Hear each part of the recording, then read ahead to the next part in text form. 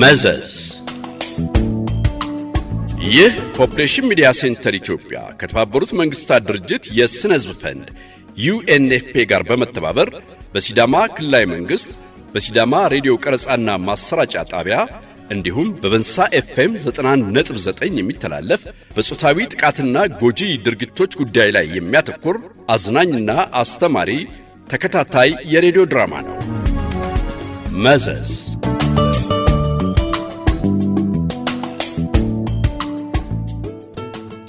ጤና ይስጥልን አድማጮች፣ እንደምሰነበታችሁ።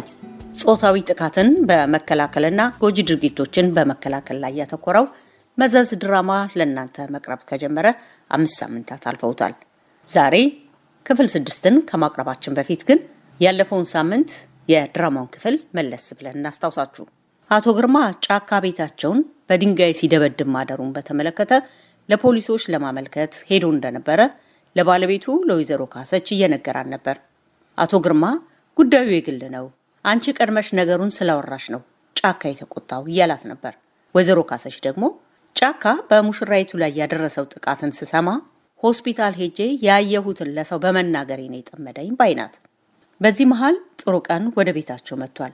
የጫካን ቤታቸውን በድንጋይ የመደብደብ ወሬ ካነሳሳ በኋላ የመጣበትን ጉዳይ በመግለጽ ፍሬ ብታገባ ይሻላል ሲል ሐሳብ ጣል አድርጎ ነበር።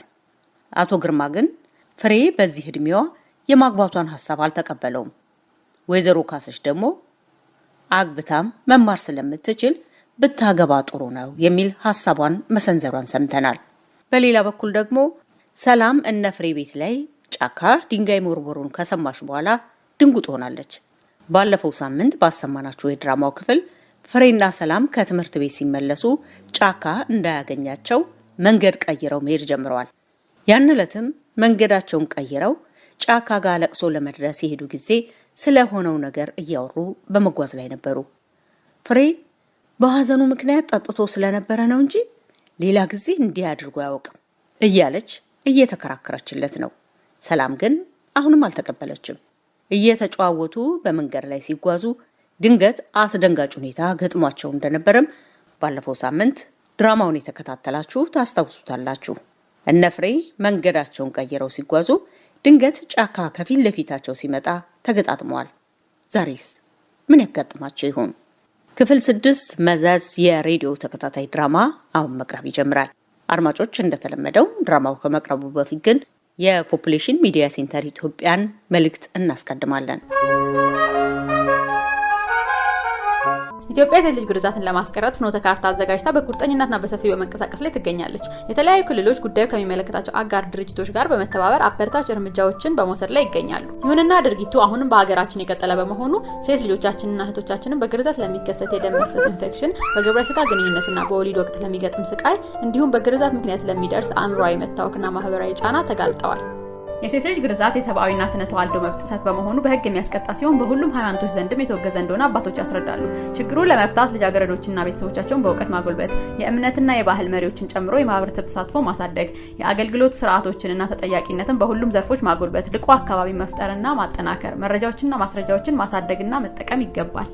ስለዚህ የሴት ልጅ ግርዛትን የማስቀረት ኃላፊነት የሁላችንም በመሆኑ ችግሩን የሚያባብሱ እንደ ማህበራዊ፣ ኢኮኖሚያዊ፣ ሃይማኖታዊና ባህላዊ ድርጊቶችን በጋራ እንቃወም። ይህ መልእክት በዩኤንኤፍፒ እና በፖፑሌሽን ሚዲያ ሴንተር ትብብር የቀረበ ነው።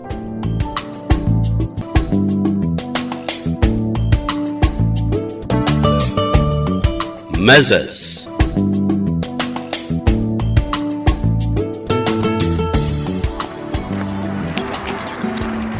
እዛ ጋር ቆሟል። ፍሬ የት አለ? ጫካው ጋር ቆሟል። አይታይሽም? አዎ አየሁት። ደግሞ በዚህኛው መንገድ ምን ያደርጋል? ፍሬዬ በቃ እንሩጥ። ወዴት? ወደ ኋላ ነው እንዴ? ይሄው ሁሉ ሰው ባለበት መንገድ ላይ ደግሞ ምን ያደርገናል ብለን ነው የምንሮጠው? እና ምን እናድርግ ፍሬዬ? ቆመን እንጠብቀው? አዎ በቃ ሰው የምንጠብቅ መስለን እንቁም። ከዚያማ እሱም ወደሚሄድበት ይሄድ ይሆናል። የሚሄድበት ባይኖረውስ? ወይኔ ቆይ አሁን ደግሞ ወደኛ እያየ ነው። አንቺ ወደ እሱ አትይ፣ በቃ ዝም ብለሽ እኔን እያወራሽን ቆሚ። ወይኔ እየመጣ ነው አይቶናል። እና ቢያንስ ወደ ቤታችን አይደል እንዴ የምንሄደው? ወደ እሱ ቤት አይደለም። እኔ ልሮጥ ነው በቃ ፍሬዬ። በእናትሽ ሰላም ተረጋግተሽ ቁሚ በቃ። የፈራነው ከመሰለው ይበልጥ ይጠላናል። እኔ ቆሜ ከሚገለኝ ሮጬ ቢጠላኝ ይሻለኛል። ቻው። ሰላም። አንቺ ሰላም። አንቺም እንደሷ ሩጭ እንጂ አትሩጪም? ሩጭ እንጂ። ማን ነበር ስምሽ? ፍሬ ነው አይደል? አዎ። ሩጭ እንጂ እንደሷ። ትላንትም ሮጠሽ አይደል እንደ ከቤት የወጣሽው?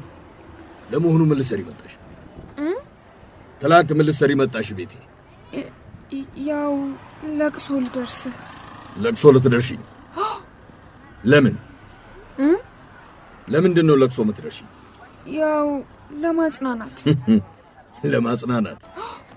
ለማጽናናት ነው ለመዝናናት?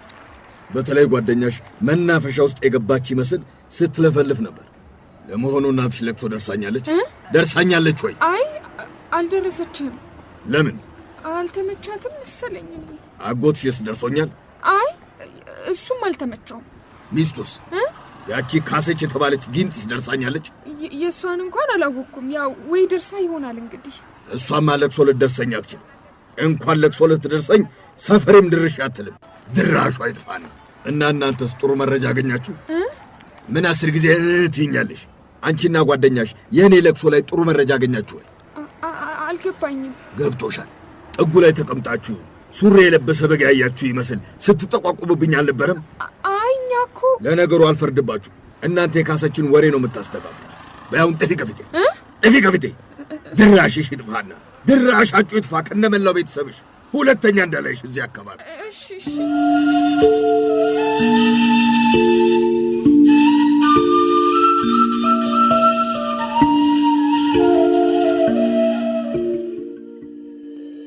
ደህና ዋልሽ እማዬ? ውይ መጣሽ ፍርዬ፣ ተመስገን። እኔ እኮ ተጨነቅኩኝ ስታረፍጂ። አቡ እኮ ቅድም ነው የመጣው። እኔማ ያው በረጅሙ መንገድ አይደል የመጣሁት፣ ከሰላም ጋር በዚያ በኩል መጣ። ታዲያ ይሄን ያህል ረጅም መንገድ ነው እንዴ? በጣም ቆየሽ እኮ ልጄ። አዎ በጣም ረጅም ነው እማዬ። በዚያ ላይ ደግሞ በጣም ዳገት ነው። አይዞሽ የኔ ልጅ፣ ለትንሽ ጊዜ ሰፈሩ እስኪረጋጋ ድረስ ብቻ ነው የምትቸገሪው። እሺ ልጄ፣ ፊትሽ እኮ ልክ አይደለም። ድካም ብቻ ነው? አዎ ደህና ነኝ እማዬ። እርግጠኛ ነሽ? አዎ። የሰሞኑ ግርግር ትንሽ አስጨነቀሽ አይደል? አይ እንደውም እናንተ ተጨነቃችሁ እንጂ እኔ በጣም ደህና ነኝ። እኔ አፈሪ ብላኝ። እንዴት አንጨነቅ ፍርዬ? ወንጀለኛ ነው እኮ አፍንጫችን ስር መጥቶ የተቀመጠብን። ወንጀለኛ መሆኑ እኮ ገና አልተረጋገጠም። ይሄ ደግሞ ምን መረጋገጥ ያስፈልገዋል ፍርዬ? ልጅቷን እኮ አይናችን እያየ ቀበርናት አይደል? አዎ ግን እኮ እሷም ራሷ ከመሞቷ በፊት እሱ ምንም አላረገኝም ብላለች። እንዴ ካሰች የምትለው ግን ሌላ ነው ፍርዬ። እሷ እኮ ናት ከሁሉም ሰው ቀድማ ሆስፒታል የደረሰችው። እዛ ከልጅቷና ከወላጆቿ ጋር አብራ ነበረች። አዎ ግን ሐኪሞቹስ ምንድነው ያሉት ብለን መጠየቅ የለብንም? ሐኪሞቹማ ያው ብዙ ደም ፈሰሳት ነው ያሉት አይደል እንዴ? አዎ ግን ቲቸር ከድር ሄደው ሲያናግሯቸው ጉዳቷ የቆየ ነው ብለው ነው ያሏቸው። አይ ብቻ ምንም ይሁን ምን ያቺን የመሰለች ወርቅ የመሰለች ልጅ አፈር ሆና ቀርታለች። ገዳይዋ ነው የተባለው ሰውዬ ግን አጠገባችን ለቅሶ ተቀምጧል። ግን እኮ እማዬ ለቅሶ መድረስ ነበረባችሁ። እኛማ ደርሰናል እኮ። የልጅቷ ወላጆች ጋር ተመላለስን አይደል እንዴ ልጄ? አይ እሱ ጋር ማለት ነው። ጫካ ጋር? አዎ። ወይ ፍርዬ እንደው ምን ይሻልሻል? ያንቺ የዋህነት ደግሞ በጣም ከልክ አለፈ። አይ ያው ገና ባልተረጋገጠ ነገር ሁላችንም አገለል ነው ብዬ እኮ ነው። በፊትስ ቢሆን እሱ ከሰው ጋር ተቀላቅሎ መቼ ያውቃል ብለሽ ነው?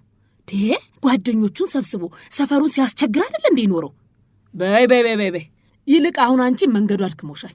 ግቢና ልብስሽን ቀያይረሽ የሰራሁትን ቆንጆ ሽሮ ከትኩስ እንጀራ ጋር አቀርብልሻለሁ ትበያለሽ። እሺ።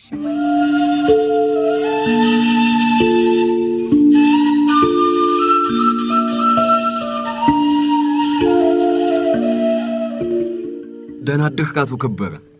እሺ ጥሩ ቀን። ዛሬ ከኔ ቀድመ ተገኝተሃል? አዎ የባለፈው ማክፈዴን ለማካካስ ብዬ እኮ ነው።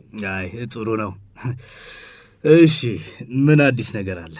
አዲስ ነገር ዛሬ ብዙ የለም።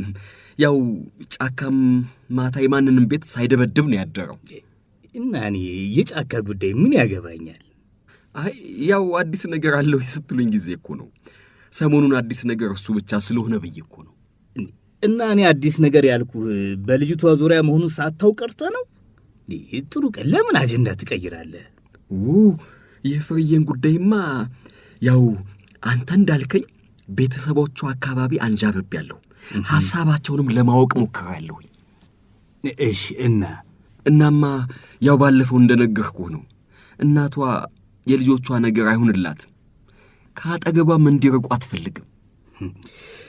ስለዚህ እንደ ካንጋሩ አዝላቸው ልትኖር ነው ማለት ነው? ያው እንደዛ በለው። ብቻ ብዙም ከሰው ጋር እንዲገናኙ አታደርግም። በተለይ ደግሞ ሴቲቱ እንድትማርላት እንጂ እንድትዳርባት አትፈልግም። እና ቆይ ይችን የመሰለች ኮረዳ ሳታገባ ልታረጅ ነው ማለት ነው? ማለት ነው እንግዲህ። ገና ትምህርቷን የምትቀጥል ከሆነማ በቃ ትጦልጋለች። እኔን እጅግ በጣም ከሚያበሳጩ ነገሮች ውስጥ አንዱ ምን እንደሆነ ታውቃለህ? ጥሩ ቀን ምንድን ነው ጌታዬ? እኔ በተፈጥሮዬ አበባ በጣም እወዳለሁ። እና አበባ ውሃ በማጣት አፈር በማጣትና የሚገባውን እንክብካቤ በማጣት ምክንያት ረግፉ ወይንም ጠውልጎ ማየት እጅግ በጣም ያበሳጨኛል። ባለፈው ሳምንት ራሱ ግቢ ውስጥ ያለ ጊዜዋ የረገፈች አበባ አግኝቼ ዘበኛውን ወዲያውን ያባረርኩት። ይገርምሃል። መባረርም አለበት። ሰነፍ አትክልቱን በደንብ አያጠጣም፣ አይንከባከብም። እና ለማንኛውም ይህቺም አበባ የመሰለች ወጣት በጊዜዋ የሚገባትን ትኩረት ሳታገኝ ከረገፈችና ከጠወለገች እኔ በጣም ነው የምበሳጨው። ምሳሌው አሁን ገባኝ። ወይም ደግሞ እኔው ራሴው ወስጄ ውሃ ጠጣታለሁ፣ እንከባከባታለሁ እንጂ ለማንም ሰነፍ አትክልተኛማ አሳልፌ አልሰጣትም። ችግሩ ግን ያው እሷም ከእናቷ ትእዛዝ አለመውጣቷ እኮ ነው። ግድ የለም እሱን ስማ። ለማንኛውም አሁን ወደ ቀደመው ጨዋታችን ስንመለስ ይችን ቆንጆ የመንከባከቡን ጉዳይ ለእኔ ተውልኝ። ከዛ በኋላ ያለውን ጉዳይ ግድ የለም ገንዘቤ ራሱ ይጨርሰዋል።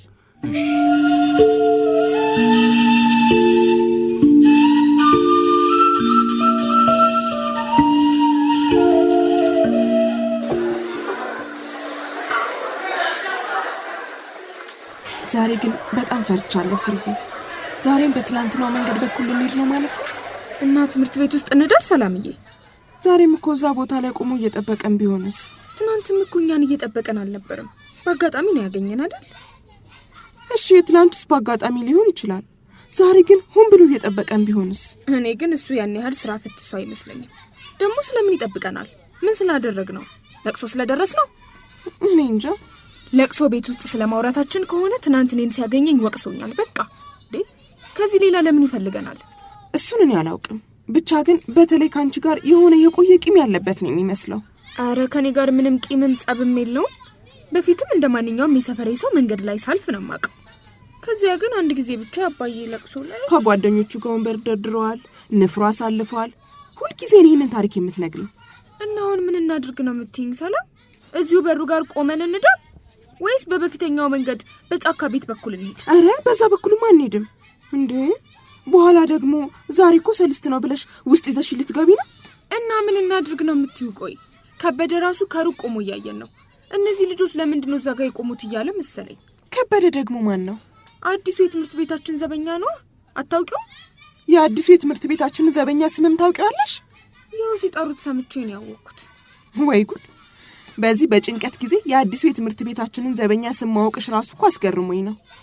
እሺ በቃ ባይሆን ከበሩ ላይ ትንሽ ራቅ ብለን እንቁምና እናውራ። ከዚያም ያልፉ በዛ ያሉ መንገደኞች ካየን ከነሱ ጋር ተቀላቅለን ቶሎ ቶሎ ብለን እንሄዳለን። እሺ እንሂድ በቃ። ሌላ ምንም አማራጭ የለንም። ነይ በዚህ በዋናው መንገድ በኩል ዳርዳሩ እንሄዳለን። እሺ ነይ። አይዞሽ እንዴ ራመድ ራመድ እንበል እንዳይረፍድብን። ይኸው እየተራመድኩ እኮ ነው። አይዞሽ እሺ ሰላምዬ፣ ዛሬ ምንም አንሆን። ከዚህ በፊትም ምንም አንሆንም ብለሽኝ የሆነውን ነገር አትርሺ እንጂ። እስኪ ቆይ ግን አንዴ ቆም ብለን እናስብ እስኪ። ወይ ሰላም ደግሞ እባክሽ ከዚህ አካባቢ እንሂድ። በጣም ስላረፈድኩ ማየ ትናንትም ተጨንቃ ነበር። እሺ አንዴ ቆም እንበልና የምንሄድበትን እንምረጣ። ደህና ዋላችሁ? ወይ በስመ አብ ወወልድ ወመንፈስ ቅዱስ። ምንድን ነው? ምን ነው? አይ ደንግጣ ነው ጋሽ ጥሩ ቀን። ምን ያስደነግጣታል? ያን ያህል አስደነግጣለሁ እንዴ? እኔ አይ ስለሆነ ነገር እያወራን ስለነበር ድንገት ብቅ ስትልባት ደንግጣ ነው። እኔማ ከሩቅ ሳያችሁ ጊዜ ሰላም ልላችሁ ነበር አመጣጤ እንጂ ላስደነግጣችሁ አልነበረም። ይቅርታ፣ የሆነ ሰው ሰሞኑን መንገድ ላይ ያስቸገረን ስለነበር እሱ መስሎን ነው። ማን ነው ደግሞ መንገድ ላይ የሚያስቸግራችሁ? አይ እሷ ዝም ብላ ነው ጋሽ ጥሩ ቀን፣ ያው ፈሪ ስለሆነች ነው። አዎ እዚህ መንገድ ላይ የሆኑ ቀጫጭን ጎረምሶች አሉ ሰፈሩን እያስቸገሩ ያሉ። እነሱን ፈርታችሁ ከሆነ ከኔ ጋር አብረን እንሂድ። እኔም ወደ ሰፈር ነው የምሄደው። በቃ እርሶ ካሉማ ከእርሶ ጋር ብንሄድ ይሻለናል። በቃ ኑ ተከተሉ። ከኔ ጋር ከሆናችሁ ማንም ቀጭንም ሆነ ወፍራም ጎረምሳ አይተናኮላችሁ። ምክንያቱም በእጄ ቢያቅተኝ እንኳን በምላሴ መልሰዋለሁ። እሺ፣ በጣም እናመሰግናለን። እንዴ እንዴ እንዴ አቶ ከበረ ከየት መጣህ? ከከተማ እየመጣሁ ነበር። ወዴት እየሄድክ ነው ጥሩ ቀን? እኔማ ያው ወደ ቤቴ እየሄድኩ ነበር። ና በቃ ግባ፣ በመኪና ላደርስ። አይ እነዚህ እህቶቼን እሸኛችኋለሁ ብዬ ቃል ገብቼላቸው ነበር። እነሱም ይግባ ታዲያ ምን ችግር አለው? እነሱም የፈለጉበት ቦታ ደርሳቸዋለሁ። ንጉቡ በቃ በመኪና ላይ ያደርሰን ነው። ወይ በጣም እናመሰግናለን። እኔ እንኳን በእግሬ ሄዳለሁ። አመሰግናለሁ። ለምን ፈርጂ? መኪና ተገኝቶ በእግር ፈርተሽ ከሆነ ደግሞ እኔም አለሁ። እኔን አታምኝኝም? አይ ለሱ ሳይሆን በእግሬ መሄድ ስለፈለኩኝ ነው ጋሽ ጥሩ ቀን። አይዞሽ እንዴ ነይ ግቢ። በቃ እናትሽን ፈርተሽ ከሆነ እኔ እነግርልሻለሁ። እንዴ እሷም ቢሆን በዚህ በፀሐይ ያን ዳገት ከምትወጪባት በመኪና ተንፈላሰሽ ብትመጭላት ደስ ይላታል። በይ ነይ ነይ ነይ ነይ ግቢ።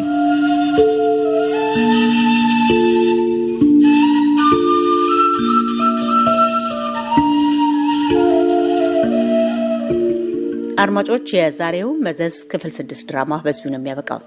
በሚቀጥለው ሳምንት ክፍል 7ን ይዘንላችሁ እንመለሳለን። የድራማው ጸሐፊ ቤዛ ኃይሉ ናት። ድራማውን ስለተከታተላችሁና አብራችሁን ስለቆያችሁ እጅግ አድርገን እያመሰገንን በዚሁ እንሰናበታለን። መዘዝ። ይህ ፖፑሌሽን ሚዲያ ሴንተር ኢትዮጵያ ከተባበሩት መንግስታት ድርጅት የስነ ህዝብ ፈንድ UNFP ጋር በመተባበር በሲዳማ ክልላዊ መንግስት በሲዳማ ሬዲዮ ቀረጻና ማሰራጫ ጣቢያ እንዲሁም በበንሳ FM 91.9 የሚተላለፍ በጾታዊ ጥቃትና ጎጂ ድርጊቶች ጉዳይ ላይ የሚያተኩር አዝናኝና አስተማሪ ተከታታይ የሬዲዮ ድራማ ነው። መዘዝ